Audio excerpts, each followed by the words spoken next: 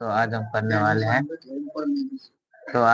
वाले हैं कक्षा 10वीं का जो है आज हम संस्कृत पढ़ने वाले हैं। क्या संस्कृत पढ़ने वाले हैं? तो बताइए आप लोग कैसे हैं, और जो लोग नए हैं वो लोग सब्सक्राइब कर दीजिए और चलिए आप लोग शेयर कर दीजिए। चलिए सबसे फर्स्ट ऑब्जेक्टिव में चलते हैं। क्या है सबसे फर्स्ट ऑब्जेक्टिव से चलने से पहले आप लोग बताइए कि आज आज हमारी संस्कृत की कौन सी डे है। तो आज हमारे संस्कृत जो पढ़ रहे हैं उसका डे नंबर 2 है, 100 वाला का डे नंबर 2 है। चलिए तो क्लास को स्टार्ट करते हैं। सबसे पहले कह रहा है कि ब्रह्म को प्राप्त करने के लिए ब्रह्म को प्राप्त करने के लिए विषय में बताया गया है। कह रहा है कि ब्रह्म को प्राप्त करने के लिए कठोर उपनिषद में बताया गया है, या ईशावास उपनिषद में बताया गया है, या श्वेता स्वतरो उपनिषद में बताया गया है, या मुंडको उपनिषद में बताया गया है। तो ब्रह्म को प्राप्त करने के लिए मुंडकोप उपनिषद में बताया, किसमें? मुंडकोप उपनिषद में बताया गया। और यह बताइए कि कुल उपनिषद की संख्या क्या है। कुल उपनिषद की संख्या जो है वो हमारे इस पाठ में 4 है, और जो पूर्ण रूप से उपनिषद की संख्या कुल 108 है। और यह जो उपनिषद की संख्या है इस पाठ में, कौन सा? मंगलम पाठ में कुल हमारे उपनिषद की संख्या 4 है, और जो हमारी क्या है, जो हमारी कुल उपनिषद है वो 108 है। और इसमें कुल 5 पद है, यानी 5 पद है इस पाठ में। कितना? 4 उपनिषद है और 5 पद से लिया गया। चले इनके बाद 2 में कह रहा है कि देवलोक का मार्ग किससे प्राप्त होता है। सत्य से प्राप्त होता है, असत्य से प्राप्त होता है, क्रोध से या मोह से। तो देवलोक की जो प्राप्ति होती है हमें वह सत्य से होती है। असत्य से क्या होती है? असत्य से हमें कुछ नहीं प्राप्ति होती है। यह बताइए कि हमारी पहला उपनिषद कौन सा है। तो हमारा पहला उपनिषद जो है वह ईशावास उपनिषद है। कौन सा? ईशावास उपनिषद है। और यह बताइए कि देवलोक की प्राप्ति के लिए हमें कौन सा मार्ग अपनाना चाहिए। तो हमें जो है वह सत्य मार्ग अपनाना चाहिए। चले 2 के बाद 3 में कह रहा है कि महान से महान क्या है। महान से महान क्या है? आत्मा है, या दानव है, देवता है, या ऋषि है। तो बताइए महान से महान क्या है। आप लोग कमेंट करिए महान से महान क्या है। महान से महान जो है आत्मा है। आत्मा कहाँ अवस्थित रहता है? तो वो प्राणी के हृदय रूपी गुफा में अवस्थित रहता है। कहाँ? प्राणी के हृदय रूपी गुफा में अवस्थित रहता है। कहाँ पर? प्राणी के हृदय रूपी गुफा में अवस्थित रहता है। चलिए 3 के बाद 4 में कह रहा है कि गवाम गवाम में कौन सी विभक्ति है। गवाम में हमारी प्रथमा है, या द्वितीय है, या तृतीय, या षष्ठी है। कह रहा है इसमें प्रथम विभक्ति है, या द्वितीय है, या तृतीय है, या छठी है। तो गवाम में जो हमारी कौन सी विभक्ति है? तो गवाम में हमारी षष्ठी विभक्ति यानी छठी विभक्ति है। कौन नंबर का? 6 नंबर का विभक्ति है। चलिए इनके बाद 4 के बाद 5 में कह रहा है कि लताये लताये में कौन सी विभक्ति है। लताये में तृतीय है, या चतुर्थी है, पंचमी है, सप्तमी है। तो लताये में जो हमारी कौन सी विभक्ति है? लताये में हमारी चतुर्थ विभक्ति है। कौन सी? चतुर्थ विभक्ति है। चलिए इनके बाद कह रहा है कि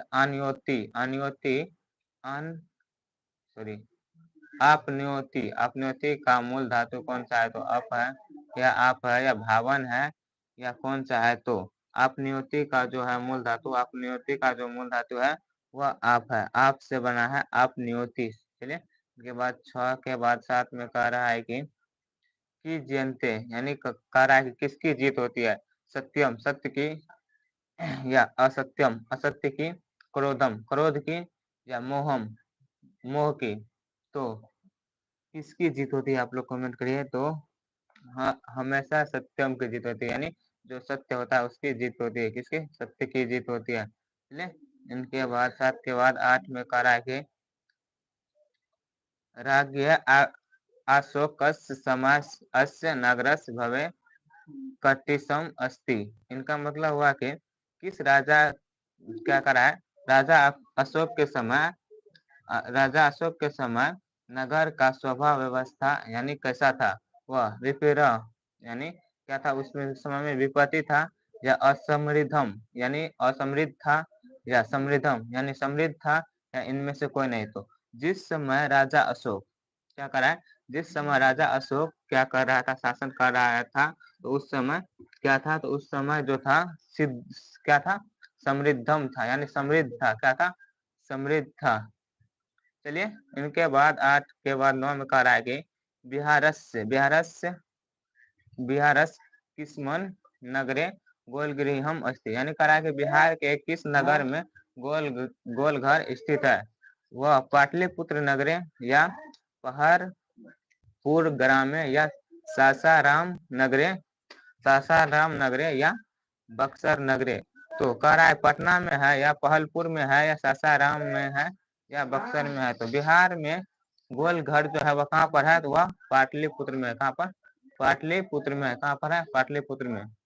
कब निर्माण हुआ था? तो 1786 ईस्वी में। और क्यों निर्माण किया गया था? तो पहले अनाज रखने के लिए निर्माण किया गया था।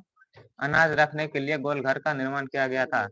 ले इनके बाद 9 के बाद 10 में कह रहा है कि सिखों के 10वें गुरु कौन थे? गुरु गोविंद सिंह थे या गुरु अर्जुन देव थे या कबीर दास थे या गुरु नानक थे। तो सिखों के जो 10वें गुरु थे वह गुरु गोविंद सिंह थे। कौन? गुरु गोविंद सिंह। और 5वें गुरु अर्जुन देव थे। और जो प्रथम गुरु थे गुरु नानक थे। प्रथम गुरु नानक थे। 5वें गुरु अर्जुन देव और 10वें गुरु गोविंद सिंह। अभी जो है गुरु गोविंद सिंह जो है जहाँ पर रहता है उसे किस नाम से जानते हैं? तो गुरुद्वारा के नाम से जानते हैं। और सिखों के जो 10वें गुरु का जन्म हुआ था वह कहाँ हुआ था? वह पाटलिपुत्र यानी पटना में हुआ था। उनके बाद 11 में कह रहा है कि अस्तु। क्या कह रहा है? अस्तु किस लकार का रूप है? लट लकार का है, लंग लकार का है या लट लकार का है या लोट लकार का है। तो अस्तु जो है, अस्तु किस लकार का रूप है? अस्तु जो है हमारी लोट लकार का रूप है। किसका? लोट लकार का अस्तु रूप है। चलिए, 11 के बाद 12 में करा है क्री धातु उत्तम पुरुष लंग लकार में क्या रूप होता है? तो क्री धातु का उत्तम पुरुष लंग लकार में क्या रूप होता है? वह क्या कर रहा है? अकर वम होता है या अकर वम होता है या अकर वाम होता है या अक्रोह होता है। तो क्री धातु का उत्तम पुरुष लंग लकार में क्या रूप होता है? तो क्री धातु का जो है उत्तम पुरुष लंग लकार में हमारी अकर वम होता है। क्या? अकर वम होता है, जो ऑप्शन नंबर ए में दिया है। चलिए, इनके बाद 12 के बाद 13 में करा है कि सेवम धातु विधिलिंग मध्यम पुरुष बहुवचन में क्या होता है? सेव धातु का बहुवचन विधिलिंग लकार में क्या होता है? मध्यम पुरुष बहुवचन में। सेव धातु का सेवस होता है, सेवधनम होता है, सेवधवम होता है या क्या होता है? तो सेव धातु का जो है विधिलिंग लकार में वह क्या होता है? सेवे ध्वम होता है। क्या? सेवे ध्वम होता है, ध्वम होता है। चलिए, इनके बाद 13 के बाद 14 में कह रहा है कि पटना के किस दिशा में गंगा प्रवाहित होती है? तो पटना के किस दिशा में कह रहा है कि गंगा बहती है? पटना के दक्षिण में बहती है या पूरब में बहती है या उत्तर में या पश्चिम में? तो पटना के जो है किस दिशा में गंगा बहती है? आप लोग कमेंट करिए। तो पटना के जो है किस दिशा में गंगा बहती है? तो पटना के उत्तर दिशा में गंगा बहती है और दक्षिण दिशा में क्या है? पटना स्थित है। उत्तर दिशा में गंगा बहती है और दक्षिण दिशा में पटना स्थित है। इनके बाद बताइए कि भगवान बुद्ध जो था पाटलिपुत्र के बारे में क्या कहता था? पाटलिपुत्र के बारे में क्या कहता था? कि यह हमेशा आग पानी से क्या रहेगा? भयभीत रहेगा। और भगवान बुद्ध जिस समय आता था तो उस समय पाटलिपुत्र का क्या नाम था? तो उस समय जो था पाटलिपुत्र का नाम पाटलिग्राम नाम था। चलिए, इनके बाद 14 के बाद 15 में कह रहा है कि किसके काल में पटना का नाम पाटलिग्राम था? तो बुद्ध के समय में, महावीर के समय में, अशोक के समय में या इनमें से कोई नहीं। तो किसके समय में पटना का नाम पाटलिग्राम था? तो वह जो था बुद्ध के समय में, भगवान बुद्ध के समय में पाटलिग्राम का नाम, पाटलिपुत्र का नाम पाटलिग्राम था। 16 में कह रहा है कि आलस कथा के रचयिता कौन है? कालिदास है या विद्यापति है या विष्णु शर्मा है या नारायण पंडित है? तो आलस कथा के रचयिता जो है वह कौन है? आलस कथा के रचयिता है वह विद्यापति है। कौन है? विद्यापति। आलस कथा के लेखक कौन है? विद्यापति। आलस कथा के लेखक जो है रचयिता यानी विद्यापति है। चलिए, इनके बाद 16 के बाद 17 में कह रहा है कि आलस कथा पाठ कहाँ से संकलित है? अग्नि पुराण से संकलित है या पुरुष परीक्षा से संकलित है या रामायण से संकलित है या महाभारत से? तो आलस कथा जो है हमारी वह कहाँ से संकलित है? तो वह पुरुष परीक्षा नामक ग्रंथ से संकलित है। आलस कथा में कितने आलसी थे? तो कुल 4 आलसिया थे। कितने? 4 आलसिया थे। कितने आलसिया थे? तो कुल जो था 4 आलसिया थे। चलिए, इनके बाद 17 के बाद 18 में कह रहा है कि आ प्लस हर्षई, हर्षई मिलकर कौन सा नया शब्द बनता है? ए बनता है, ए बनता है, औ बनता है, औ बनता है या औ बनता है?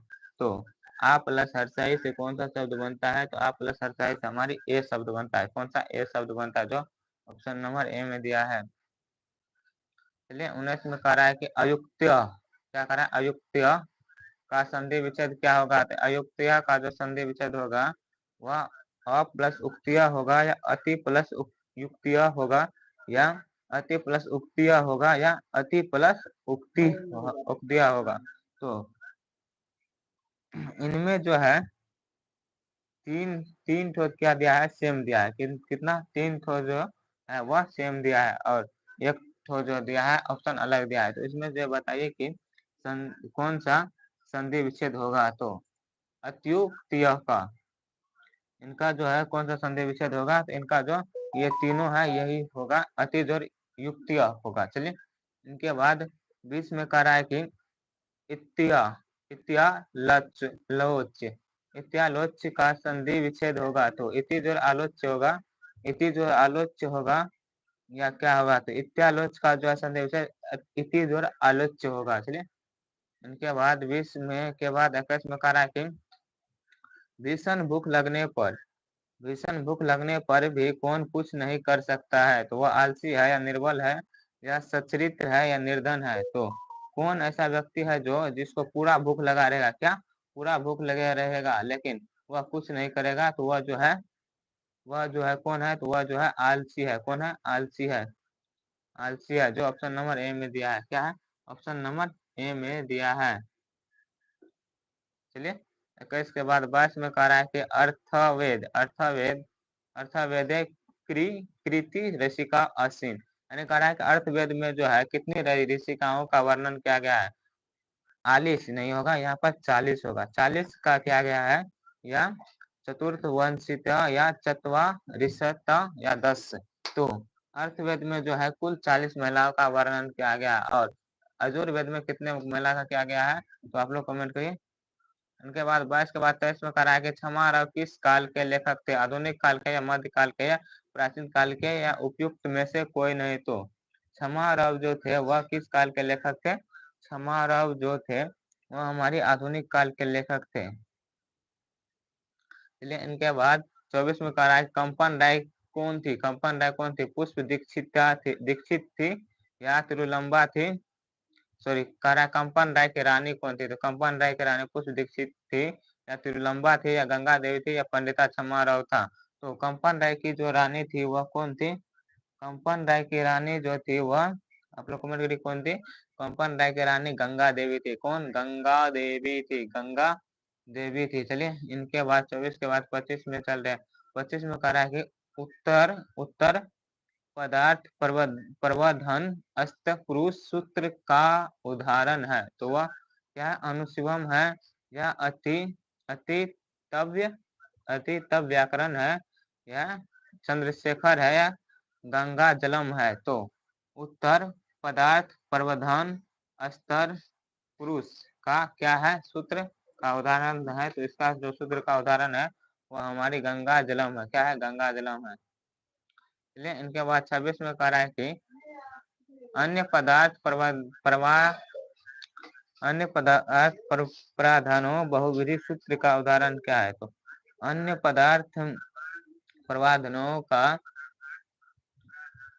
बहुविधि सूत्र कौन सा है? तो वह महापुरुष है या पीताम्बर है या कालिदास है या चंद्रो उज्ज्वल है? तो उसका कौन है? तो अन्य पदार्थ प्राधनों का बहुविधि सूत्र कौन सा है? तो इनका जो सूत्र है, आप लोग कमेंट करिए कौन है? तो इनका जो सूत्र है वह महापुरुष है। कौन सा है? तो महापुरुष है। चलिए, इनके बाद 27 में करा तत्पुरुष समास का उदाहरण कौन सा है? तो तत्पुरुष समास का उदाहरण त्रिभुवन नम है या महात्मा है, राजपुत्र है या प्रतिदिनीम है? तो इसका जो क्या हो जाएगा? तो इसका जो हो जाएगा हमारी वह राजपुत्र है। क्या? तत्पुरुष समास का उदाहरण पुरुष समास का राजपुत्र। चलिए इनके बाद 28 में कह रहा है कि मैत्रेयी कौन था, तो मैत्रेयी याज्ञवल्क्य की पुत्री थी, या याज्ञवल्क्य के या याज्ञवल्क्य की शिष्या थी, या याज्ञवल्क्य की पत्नी थी, या क्या था, पाक शास्त्र विशेषज्ञ था।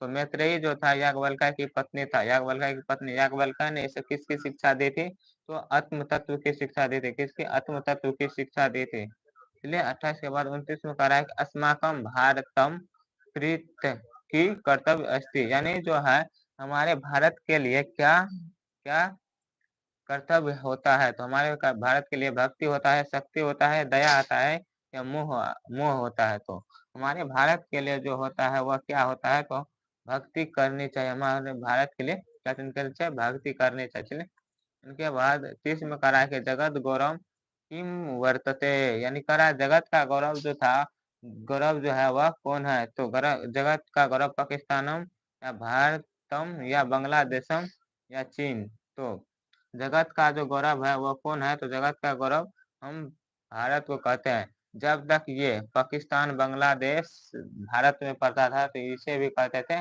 लेकिन अभी के टाइम में ये अलग है तो इसे नहीं कहेंगे। इसे नहीं कहेंगे क्या, इसे नहीं कहेंगे जगत का गौरव पाकिस्तान और बांग्लादेश को। अभी इस लोग को भिखमंगा कहेंगे। चलिए इनके बाद 31 से पहले आपको बताए जो लोग बताए 30 में से कितना सही हुआ। चलिए इसके बाद 31 में चलते। 31 में कह रहा है कि 31 में कह रहा है कि आप अप उपसर्ग से कौन सा शब्द बनेगा, तो अप से उपकारः बनेगा, या अनुच्चारः बनेगा, या अवमानः बनेगा, या अनाचारः बनेगा। तो उप उपसर्ग से जो शब्द बनने वाला है वह कौन सा शब्द बनेगा, तो उप उपसर्ग से उपकारः बनेगा, उपकारः उपकारः बनेगा, उपकारः बनेगा। चलिए इसके बाद 31 के बाद 32 में कह रहा है उद्भव। उद्भव में कौन सा उपसर्ग है, उद्भव में उत उपसर्ग है, या अप उपसर्ग है, उद उपसर्ग है, उप उपसर्ग है। तो उद्भव जो है इनमें कौन सा उपसर्ग है, उद्भव जो है इसमें हमारी उत उपसर्ग है, उत उपसर्ग है। चलिए उनके बाद 32 के बाद 33 में कह रहा है सुक्ति। सुक्तिया में कौन सा उपसर्ग है, सुक्तिया में सु उपसर्ग है, या उ उपसर्ग है, सु या सुड। तो सूर जो सुक्तिया में जो है हमारी कौन सी उपसर्ग है, तो सुक्तिया जो है इसमें हमारी सु उपसर्ग है। कौन सा, सु उपसर्ग है। चलिए इनके बाद 33 के बाद 34 में कह रहा है कि भारत महिमा का आधुनिक पद किसने रचा है, तो भारत महिमा का जो है आधुनिक पद वह कालिदास ने रचा है, या नारद ने रचा है, जयशंकर प्रसाद ने रचा है, नारायण पंडित ने रचा है। तो भारत महिमा का जो है आधुनिक पद यह किनके द्वारा रचा गया है, तो इनका जो है प्रथम पद जो है वह किसने रचा है, किसका कह रहा है, तो भारत महिमा का जो आधुनिक पद यह किसके द्वारा रचा गया है, तो यह कालिदास ने रचा है, नारायण ने रचा है, जयशंकर प्रसाद ने, नारायण पंडित ने। तो इनका जो है किसने रचा है, तो इसका जो है जयशंकर प्रसाद ने रचा है। चलिए इनके बाद 35 में कह रहा है कि हमारी भारतीय धारा कैसी है, हरी भरी है, ऊंची है, नीची है, या विशाल है। तो हमारी भारतीय धारा जो है वह ऊंची है, हरी भरी है, विशाल है, सभी है। इनमें से सभी है, सभी होगा ऑप्शन नंबर डी। के बाद ई में दे देते सभी, सभी होगा। चलिए 35 के बाद 36 में कह रहा है कि अन्योष्ठी सरकार सॉरी अंतर्योष्ठी संस्कार कब होता है, तो अंतर्योष्ठी संस्कार जन्म से पूर्व होता है, या पानी ग्रहण के समय होता है, या मरने के उपरांत होता है, जीवन शुरू करने के उपरांत होता है। तो जो होता है अंत्योष्टि संस्कार वह कब होता है, तो अंत्योष्टि संस्कार जो है मरने के बाद होता है अंत्योष्टि संस्कार। और जन्म से पूर्व संस्कार कितनी होती है, तो जन्म से पूर्व जो है हमारी 3 संस्कार होते हैं। कितने, 3 संस्कार होती है। जन्म से पूर्व हमारे 3 संस्कार होते हैं, और मरने के उपरांत जो हमारी कुल संस्कार एक संस्कार होते हैं। मरने के बाद हमारी एक संस्कार होती है, और कुल संस्कार हमारी कितने होते हैं, तो कुल संस्कार 16 होते हैं। चलिए इनके बाद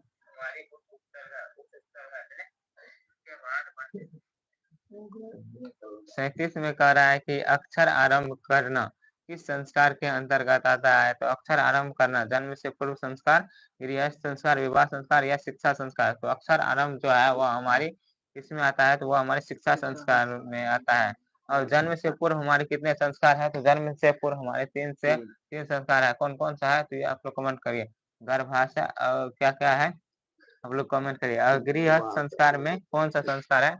गृहस्थ संस्कार में आप लोग बताइए कौन सा संस्कार है। और विवाह संस्कार में जो है सात फेरा ये सब क्या है? विवाह संस्कार में पानी पीना ये सब विवाह संस्कार में है। इनके बाद 38 में कह रहा है कि कौन सा शब्द कृत प्रत्यय से नहीं बना है? कुशला नहीं बना है, या श्रोता नहीं बना है, हरह नहीं बना है, या व्याह नहीं बना है। तो कौन सा जो हमारे कृत प्रत्यय से नहीं बना है? तो कृत प्रत्यय से कौन नहीं बना है? तो वह जो हमारे कुशला जो है हमारी कृत प्रत्यय से नहीं बना है। कुशला जो है हमारी कृत प्रत्यय से नहीं बना है। चलिए इनके बाद 39 में कह रहा है कि कौन सा शब्द कृत प्रत्यय से नहीं बना है? वही है। चलिए इनके बाद 40 में कह रहा है कि कौन सा कृत प्रत्यय यत्न शब्द से नहीं बना है? तो वह ज्ञातव्य है, या स्मरणीय है, या मतवा है, या पवित्र है। तो कौन सा कृत क्या करा है? प्रयत्न क्या करा है? प्रयत्न शब्द से नहीं बना है। तो यह जो बनने नहीं बना है वह कौन है? तो वह ज्ञातव्य है। क्या? तो वह संजो विसर्ग है, ज्ञातव्य। चलिए इनके बाद 40 में से बताइए आप लोग का कितना सेवा और कितना गलत। और 41 में चलते हैं, और जो लोग नए वाले सब्सक्राइब कर दिए। 41 में कह रहा है कि सप्तपदी क्रिया किस संस्कार में संपन्न होता है? तो सप्तपदी जो है वो हमारी किस संस्कार में होती है? तो सप्तपदी जो है हमारी किस संस्कार में आती है? सप्तपदी आप लोग कमेंट करिए किस संस्कार में आता है। तो सप्तपदी जो है हमारे जत कर्म संस्कार में आता है, या निष्कर्मण संस्कार में आता है, विवाह संस्कार में आता है, या समापवर्तनम संस्कार में आता है। तो सप्तपदी जो है सप्तपदी जो है सप्तपदी हमारे विवाह संस्कार में आता है।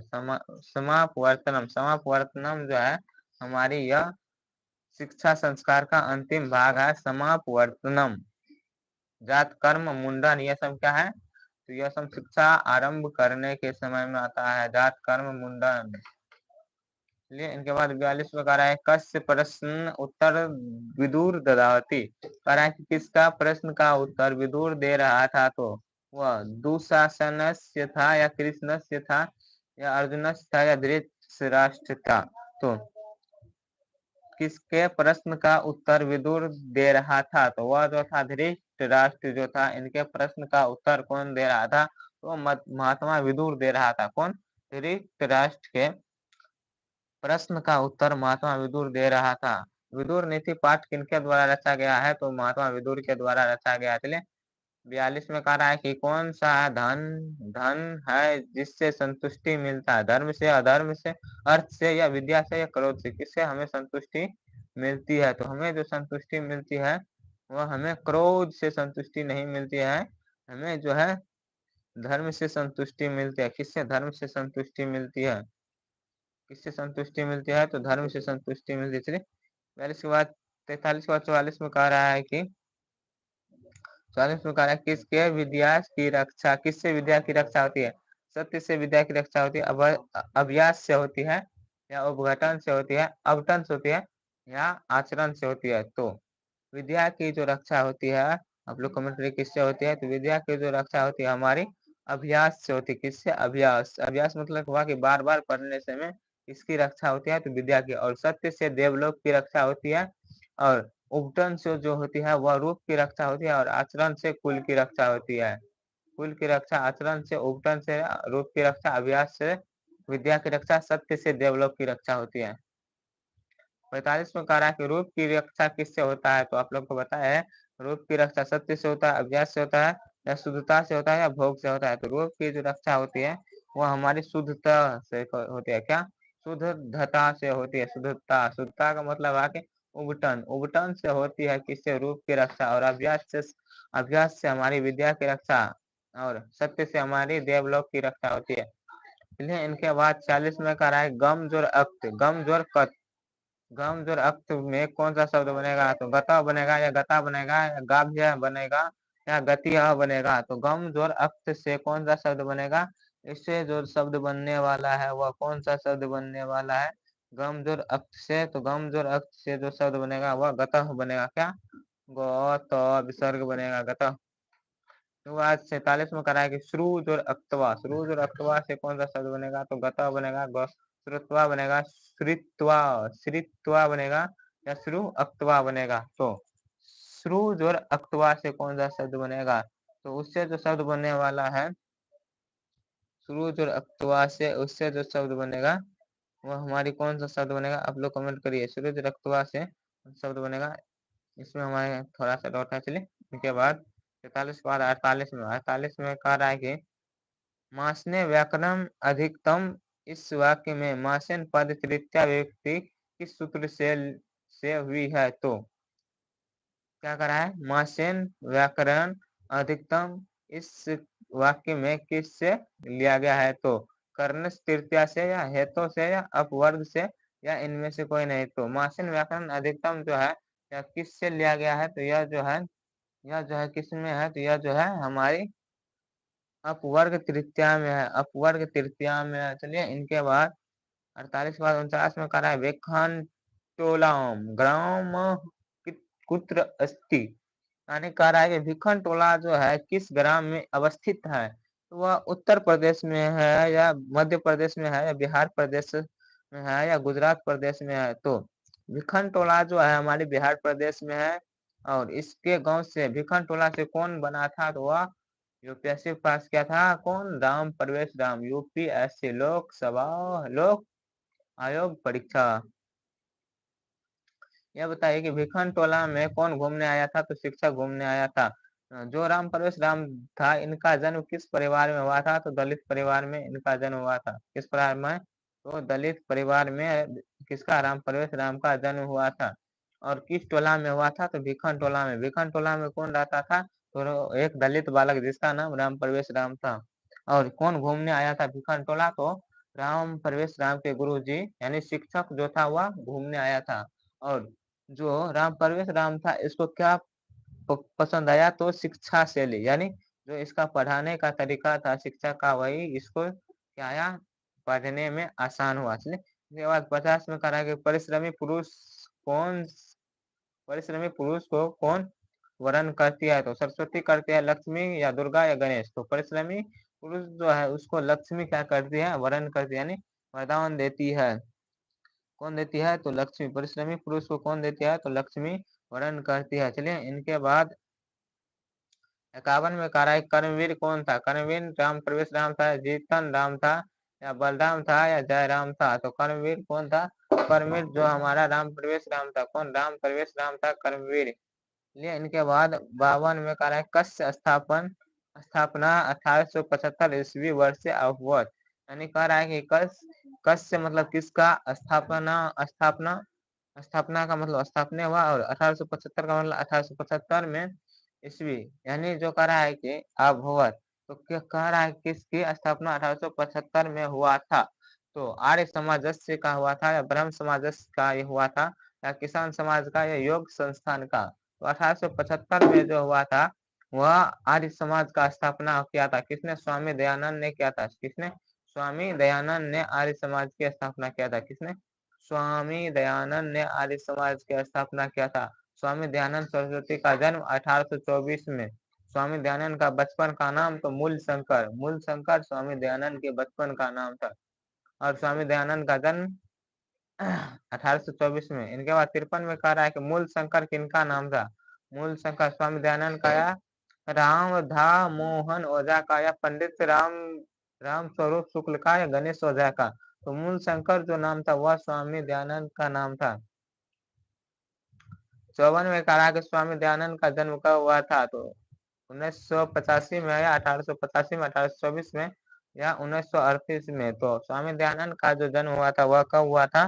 तो स्वामी दयानंद का जो जन्म हुआ था वह 1824 में हुआ था। 55 में कह रहा है कि स्वपदेन खज्जा अस्थि। इस वाक्य में पदेन पद का सूत्र तृतीया विभक्ति कौन सी होगी? तो पदेन शब्द का कौन सा होगा? तो हेतु क्या होगा? पदेन शब्द का जो सह पदेन खज्य अस्ति, इसका मतलब कौन सा हुआ? इसका मतलब है कि इसमें कौन सी विभक्ति है? इसमें जो विभक्ति है वो हमारी कौन सा? योना, योनाग ग विकार है, या हितो तृतीया है, या अपवर्ग तृतीया है, करने तृतीया है। तो इसमें जो है योनाग, योनाग ग विकार है। चलिए, इसके बाद 56 में कह रहा है कि कर्मेन द्वितीया सूत्र का उदाहरण है। कर्मेन द्वितीया सूत्र का उदाहरण है स मंद मंद गच्छति, यानी धीरे धीरे चलो। छात्र विद्यालय गच्छति, छात्र विद्यालय जाता है। या देवदत्त अन्न खदाती, देवता अन्न खाता है। या स गाय पाय दुधाती, यानी कह रहा है कि सॉरी दोगोदी दोगीद, यानी कह रहा है कि गाय क्या करा है? स गाय पाय दोगी, वह गाय जो है क्या कर रहा है? वह गाय, वह गाय दूध दो पाय दोगी। इनका मतलब क्या है आप लोग कमेंट करिए। और इनमें कह रहा है कि कर में द्वितीय सूत्र का उदाहरण कौन सा है? तो इसमें जो उदाहरण है वह हमारी कौन सा है? स्व मंद मंद गच्छति, इनका मतलब है कि वह धीरे धीरे स्कूल जा रहा है। वह मंद मंद मतलब धीरे धीरे, गच्छति मतलब जानो। क्या कह रहा है कि कर्मेन द्वितीय सूत्र का उदाहरण क्या है? तो स मंद मंद गच्छति, वह धीरे धीरे स्कूल जा रहा है। इनके बाद 57 में कह रहा है कि गोसु शब्द किस शब्द से बना है? गो शब्द से, गोह शब्द से, या गो शब्द से, गोह से, या धनु धेनु से। तो गोसु शब्द जो बना है वह किस शब्द से बना है? वह जो बना है हमारी गो शब्द से बना है। गो, गो, गो शब्द से बना है। इसके बाद 58 में कह रहा है कि व्याघ्रपथी कथा कस्मत ग्रंथ अधृत अस्ति, यानी कह रहा है कि व्याघ्रपथिक कथा जो है वह किस ग्रंथ से है? तो लिया गया है। तो व्याघ्रपथिक जो है वह पंच अज्ञाचंत्र ग्रंथ से लिया गया है, रामायण से लिया गया, हितोपदेश से लिया गया, हितोपदेश से लिया गया है, या विष्णु पुराण नाथ से लिया गया है। तो व्याघ्रपथिक जो है वह किससे लिया गया है? तो व्याघ्रपथिक जो है हमारी हितो उपदेश से लिया गया है, हितो उपदेश से लिया गया। चलिए, व्याघ्रपथिक में किसको मारता है? तो व्याघ्रपथिक कथा में किसको मारता है? तो पथिक को कौन मारता है? तो बूढ़ा व्याघ्र। बूढ़ा व्याघ्र का मतलब है कि बूढ़ा बाघ जो मारता है, वृद्ध व्याघ्र मतलब बूढ़ा बाघ। चलिए, इनके बाद 59 में कह रहा है कि किम नदी अभी प्रीत इव, यानी कह रहा है कि किम नदी अभी प्रीतम एव,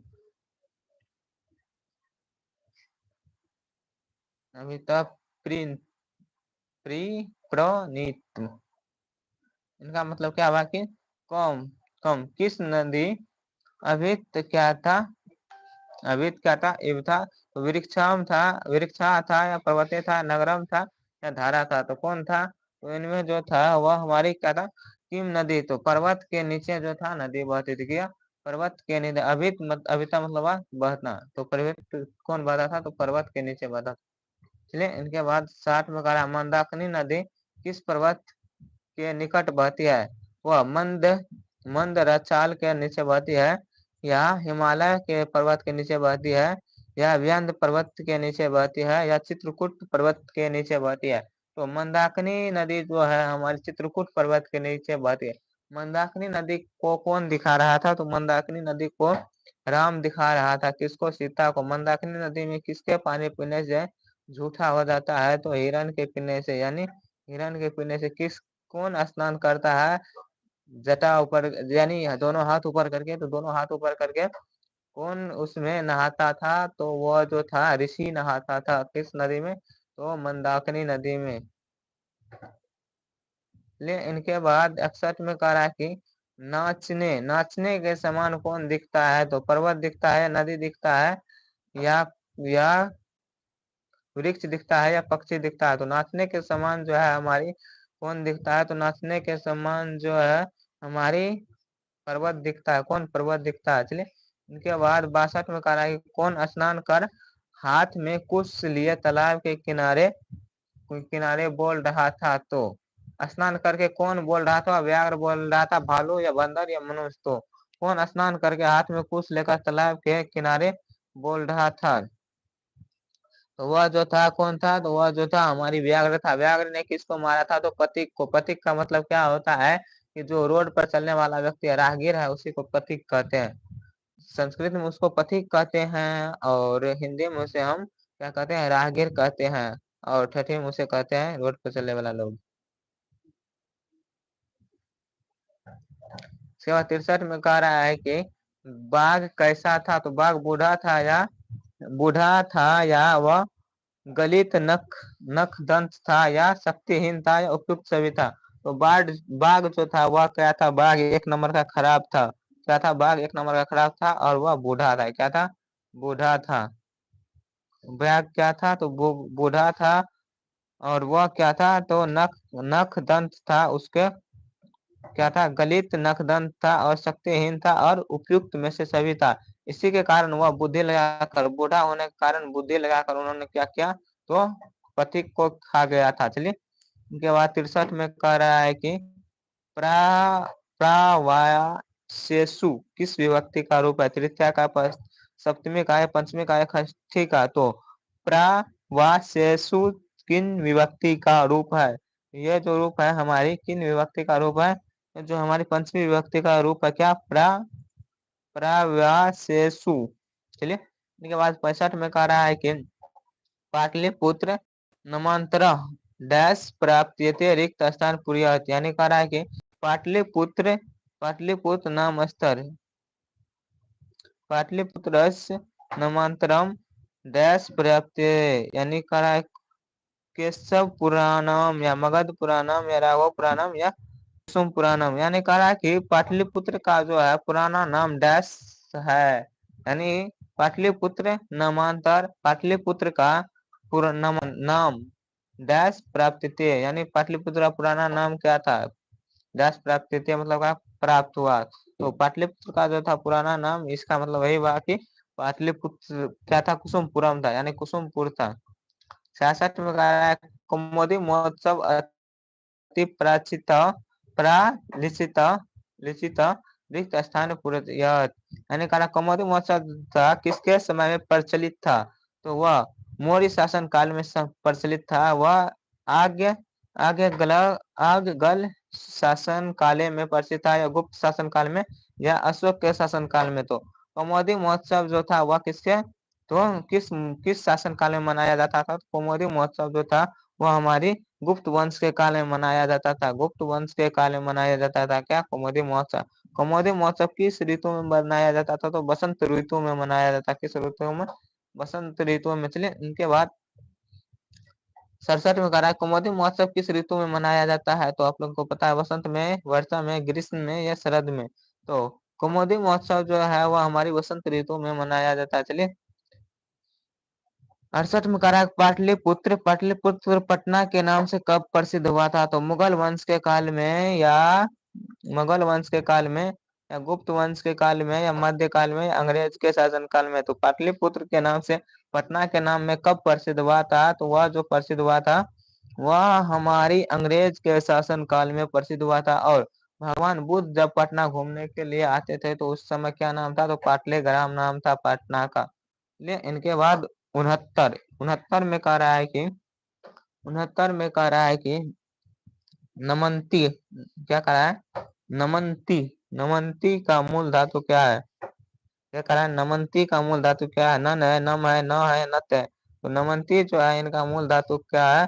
आप लोग कमेंट के। नमंती का मूल धातु नम है। नम है नमंती का मूल धातु। चलिए, उसके बाद 70 में कह रहा है कि ददयात का मूल धातु क्या है? तो ददयात का दीव है या दान है या दा है या पा है? तो ददयात का जो है मूल धातु वह क्या है? तो ददयात का मूल धातु दा है। ददयात का मूल धातु दा है। चलिए, आप लोग 71 में चलते हैं। 71 में कह रहा है कि अपने को वंशहीन कौन कहता था? तो पथिक कहता था, बाघ कहता था, राजा कहता था या साधु कहता था? तो अपने को वंशहीन जो था वह बाघ कहता था। कौन कहता था? बाघ कहता था। चलिए, 72 के बाद 72 में कह रहा है कि देवयान पंथ केन वितित अस्ति। कह रहा है देवयान पंथ केन विदिता अस्ति, यानी कहा देवलोक को प्राप्त करने के लिए कौन सा अपनाना चाहिए? तो असत्यन या सत्यन, लोभेन या अलोभेन। तो देवलोक की प्राप्ति के लिए हमें सत्यन को आवश्यकता। क्या? सत्यन, सत्य के लिए देवलोक की रास्ता प्राप्त होते चले। इनके बाद 73 में कहा है कर्णश दान वीरता पाठ पाठ कुत कुत संकलिता, यानी कह रहा है कि कर्णश दान वीरता पर जो है वह कुत्र यानी किससे संकलित है? पुराणम से है, महाभारत से है, रामायणात से है या हितोपदेश से है? तो कर्णश दान वीरता पाठ जो है वह हमारी कहाँ से संकलित है? तो वह जो है हमारी महाभारत से संकलित है, क्योंकि कर्ण का रोल जो है वह महाभारत में ही है। ये बात 74 में कह रहा है कि सनातन सनातन अक्षु न क्या रहता है? विद्या रहता है, या दान रहता है, या धन रहता है, या आयु रहता है? तो क्या हमेशा रहता है आदमी के पास? तो जो जो दान देता है वह क्या रहता है? हमेशा रहता है, दान हमेशा रहता है। विद्या भी हमारे उनके साथ ढल जाती है। चलिए इनके बाद 75 में कह रहा है घा धातु का रूप लंग लकार उत्तम पुरुष एक वचन में क्या होगा? घा घा धातु का लंग लंग लंग लकार एक वचन में क्या होगा? वह जितेन होगा, या अभी अजिग्रम होगा, या जी में भ्रम जी भ्रे यम होगा, या जिग्र होगा? तो घा धातु का क्या होगा? तो उनका जो हो जाएगा वह हो जाएगा हमारा अजिद्रम अजिद्रम। इनके बाद 76 में कह रहा है कि देही देही का मूल धातु क्या होगा? दा होगा, पा होगा, अस्था होगा, या ब्रा होगा? तो देही का जो है मूल धातु आप लोग कमेंट करिए क्या होगा? देही का जो मूल धातु है वह दा हो जाएगा। क्या? दा हो जाएगा। इसलिए 77 में कह रहा है किसके शासन काल में पाटलिपुत्र की शोभा एवं रक्षा व्यवस्था अति उत्कृष्ट था? तो वह अशोक के समय में था, या चंद्रगुप्त मौर्य के समय में, या बुद्ध के समय में, या समुद्रगुप्त के समय में? तो किसके शासनकाल में यहाँ की रक्षा व्यवस्था अति उत्कृष्ट था? तो पटना की रक्षा व्यवस्था किसके समय अति उत्कृष्ट था? तो वह व्यक्ति कौन था? तो वह व्यक्ति जो था चंद्रगुप्त मौर्य काल था।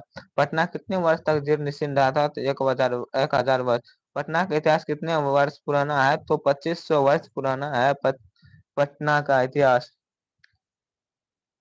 रतन में कहा है कि महाताराम महाताराम भिक्षाम याचे, यह युक्ति किसकी है? कर्ण की है, शल्य की है, शक्र की है, या इनमें से कोई नहीं? तो कह रहा है कि भिक्षा क्या करा? माता भिक्षाम यते याचे, यानी मुझे भिक्षा दो। या किसने कहा था? कर्ण कहा था, शल्य कहा था, शक्र कहा था, या इनमें से कोई नहीं? तो जो शक्र था वह कहा था भिक्षाम यचे, यानी जो था इंद्र। इंद्र का दूसरा नाम क्या था? शक्र, जो कर्ण से छल करके अपने बेटे अर्जुन को जिताया था। कर्ण से छल करके अर्जुन को जिताया था। कौन? इंद्र। सूर्यपुत्र से छल करके इन्होंने कर्ण से छल करके इन्होंने इसको जिताया था, तो अपने पुत्र अर्जुन को जिताया। चलिए कह रहा है कि माताराम भिक्षाम याचे, यह युक्ति किसकी है? तो यह जो युक्ति है माताराम भिक्षाम याचे, यह जो युक्ति है यह किसकी है? तो वह जो है शक्र की है, शक्र की है। शल्य का मतलब क्या होता है? पार्थ। शल्य का मतलब होता है पार्थ। और शक्र शक्र जो नाम था उसका क्या नाम था? शक्र जो था इनका असली में नाम था क्या? इंद्र नाम था। इंद्र इंद्र को ही छल करना पड़ा इससे। उसके बाद 79 में करा कर्ण दानवीरता पाठ कहाँ से संकलित है? तो वह जो है वासवदाता से संकलित है, या कर्णभार से, या महाभारत से, या कुरुक्षेत्र से? तो कर्ण दानवीरता पाठ जो है वह हमारे कर्णभार से संकलित है। कहाँ से? कर्णभार से संकलित है। कहाँ से? कर्णभार से और महाभारत से, दोनों से संकलित है। के बाद 80 में करा कि विवादान विवादान संयुतम संयुतम देशानामधेय का संस्था अस्ति। राष्ट्र संघ का है, या संयुक्त राष्ट्र का है? संयुक्त राष्ट्र का है, या उच्च उच्च न्यायालय का है, या सर्वोच्च न्यायालय का है? तो वह कहाँ की है? क्या? तो विवादान संयुतम यह संस्था कहाँ की है? तो यह जो है संस्था कहाँ की है? तो यह जो है हमारी संयुक्त राष्ट्र संघ की है। किसके? संयुक्त राष्ट्र संघ की है, संयुक्त राष्ट्र संघ की है। चलिए इनके बाद आकाशी में कह रहा है, आकाशी से पहले लोग, आकाशी से पहले हम लोग जो लोग नहीं आए लोग सेव कर दिए। आकाशी में कह रहा है कि किसकी जीत नहीं होती है? सत्य की, धर्म की, असत्य की या शक्ति की? तो किसकी जीत नहीं होती है? जो असत्य होता है इनकी जीत नहीं होती है। चलिए अस्सी के बाद 82 में कह रहा है कि व्याघ्र प्रत्येक कस्य पुष्प परिणाम प्रकटयत। तो यार प्रत्येक कस्य दुष्परिणाम प्रकटयन्ति, यार प्रत्येक कथा में जो था किसका दुष्परिणाम प्रकट हुआ था? तो वह क्रोधस्य का हुआ था, लोभस्य का हुआ था, अज्ञानस्य का हुआ था, या मूर्खस्य का हुआ था? तो कर्ण कर्ण जो था व्याघ्र प्रत्येक कथा, इसमें जो था लोभ का क्या हुआ था? लोभ का जो था इनमें क्या हुआ था? तो प्रकट हुआ था लोभ के। इनके बाद 83 में कह रहा है कस्य दारः पुत्रम च मृता, कस्य दारम पुत्रम च मृता, यह किसने कहा था? तो इसका मतलब है कि किसने कहा था कि मेरा पुत्र जो है वह मर चुका है? तो वह सिंहस्थ ने कहा था, या प्रतिकस ने क्या कहा था, व्याघ्रस ने कहा था, या धार्मिकस ने कहा था? तो ऐसा किसने कहा था कि मेरा पुत्र जो है मर चुका है? यह कहा था व्याघ्र से, यानी बाघ जो था वह कहा था मेरा पुत्र मर चुका है। और वह हाथ में कंगन लेकर क्या पथिक को बुला रहा था, और पथिक के जाने के बाद इसे खदारने लगा। खदारने के बाद इसे जो था कीचड़ में ले जाकर मार दिया। उसके बाद 84 में कहा व्याघ्र पथिक कथा हेतु उपदेश किस भाग से संकलित है? तो व्याघ्र पथिक कथा हेतुपदेश जो है वह सिहुद भेद से है, या पथिक से है, या संधि से है, या मित्र लाभ से है? तो व्याघ्र पथिक कथा हेतु उपदेश जो है वह कहाँ से संकलित है? यह जो संकलित है हमारी सह भेद से है। किससे? सु सुहद भेद से। चलिए इनके बाद 85 में कह रहा है कि इद स्वर्ण कंगन गृहताम, यह युक्ति किसकी है? तो यह जो युक्ति है यह बाघ क्या है, पति क्या है, कौन कौनित्य की है, या लेखक क्या है? तो इदम स्वर्ण कंगनम गृहत्यम, यह युक्ति किसकी है? तो यह युक्ति किसकी है? तो यह युक्ति जो था वह युक्ति जो था बाघ का था। कह रहा था कि इदम मतलब यह स्वर्ण कंगन गृहत्यम मतलब हुआ कि इसका जो हम घर ले जाओ, यही हुआ इसका मतलब। यह किसने कहा था? तो इस स्वर्ण कंगन को घर, गृहम मतलब घर हुआ, गृहम, यह युक्ति किसकी थी? यह जो था बाघ का था। इदम इदम स्वर्णम स्वर्ण कंगानम गृह्यताम, इस कंगन को, इस स्वर्ण कंगन गृहीतयाम, यह युक्ति किसका था? यह जो था वह था किसका? तो वह जो था बूढ़ा बाघ का था। चलिए 87 में करा कि सर्वप्रथम कर्ण की ददाती, यानी सर्वप्रथम जो था कर्ण क्या दे रहा था? तो वह सर क्या करा है? सलर कारम गोसहस्त्रम, या बहु शस्त्र बीजानम, या वरानवदम, या अपर्याप्त कंगनम। तो सर्वप्रथम जो कर्ण दे रहा था वह क्या दे रहा था? तो वह सर क्या करा है? साल सालकार ग्रो गोस अस्त्रम दे रहा था। चलिए उनके बाद 88 में कह रहा है कर्ण कवच और कुंडल किसको दे दिया? इंद्र को, भीष्म को, कृष्ण को, या युधिष्ठिर को? तो शक्र जो था, कर्ण जो था वह किसको दे दिया? इंद्र को कवच और कुंडल दे दिया था। तो इंद्र का बचपन का नाम क्या है? तो शक्र नाम है। और शल्य शल्य किसका नाम है? तो जो पार्थ रथ चलाता था उसका नाम शल्य है। इसके बाद 88 के बाद 89 में कह रहा है कवच और कुंडल किसके पास था? इंद्र के पास, कृष्ण के पास, भीष्म के पास, या कर्ण के पास? कवच और कुंडल जो था कर्ण के पास था, लेकिन इन्होंने कौन? इंद्र ने छल करके क्या ले लिया? तो इससे कवच और कुंडल ले लिया। चलिए 89 के बाद 90 में कह रहा है कि कर्ण के कवच और कुंडल की क्या विशेषता थी? वह बड़ा था या उसे भेदा नहीं जा सकता, या वह सोने का था, या वह अति लघु था? तो कर्ण के कवच और कुंडल की यह विशेषता था कि उसे भेदा नहीं जा सकता, यानी उसके इस पार से उस पार कोई भी तीर या कोई भी बाण इस पार से उस पार नहीं जा सकता था। यही था कर्ण का कवच और कुंडल की विशेषता। यही था कवच और कुंडल की विशेषता। इनके बाद 91 करा क्रियाम वान किम किम भरम क्रियावान विना किम भ्रम शस्त्रम विवेकम या ज्ञानम पुस्तकम। तो क्रिया विना किम भ्रम, तो इसका मतलब क्या हुआ? तो इसका मतलब जो हुआ ज्ञानम है। क्या है? ज्ञानम है। 92 में कह रहा है कि वेर को कौन बढ़ाता है? तो अवेर बढ़ाता, वेर बढ़ाता स्वार्थ परमार्थ परमार्थ। तो वेर को जो कौन बढ़ाता है, इनको जो बढ़ाता है वह स्वार्थ बढ़ाता है। चलिए 93 में कह रहा है कि वेर को कौन बढ़ाता है? वही है 94 में कह रहा है कि भारतीय दर्शन के मूल तत्व किसे माना जाता है? शांति, अशांति, वेर या अवेर को? भारतीय दर्शन का जो है मूल मूल तत्व माना जाता है किसको? तो मूल तत्व के रूप में हम शांति को मानते हैं भारतीय दर्शन का। चलिए के बाद 94 में कह रहा है शस्त्र कभ्य कर्तव्य अकर्तव्य च बोध बोध दियाती, यानी कह रहा है शास्त्र जो है कर्तव्य और अकर्तव्य की बोध क्यों कराती है? तो वह दान भेद के बारे में, या मानव भेद के बारे में, या पशु भेद की, या क्षत्रिय भेद की? तो किसके बारे में करती है? तो यह जो है मानव भेद के बारे में करती है शास्त्र। चलिए इसके बाद 95 का है संख्या दर्शन की संस्थापक कौन है?